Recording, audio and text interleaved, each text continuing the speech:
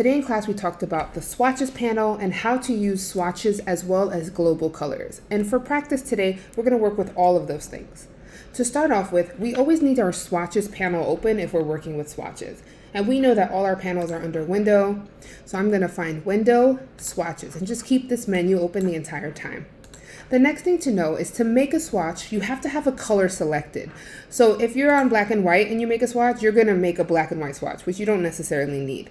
In this case, we're going to use this black and white image down here with all these bright little colors as our inspiration picture. We're going to steal color from this to save as a swatch. So we're going to need eyedropper tool to help us out with this. So let's say I want to start with this pretty pink. I'm going to select with my eyedropper tool that pink. Once I have the pink, I can see it appear in my swatches panel, and I'm going to make a new swatch by clicking the little button, New Swatch.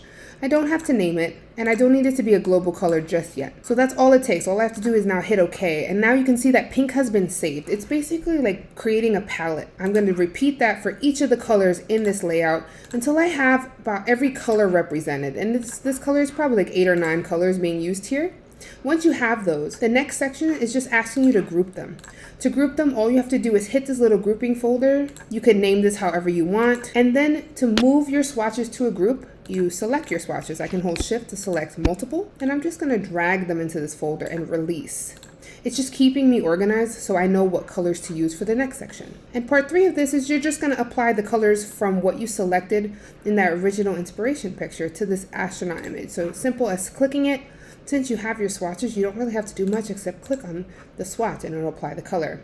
So it goes to show how easy and how beneficial swatches are. Now for part 2, we're doing something really similar, but this time we're going to use global color swatches. Very similar, just one little extra button. In this case, we're going to use this little weird color scheme here as our inspiration. So we're going to do the same thing. Take our eyedropper, click on a color, click this little plus sign, but this time we're going to hit this little block box here that says global. What this is going to do is it's going to make it so that if I apply that color anywhere and I end up changing my mind, if I change that color, everywhere I used it will also be updated at the same time.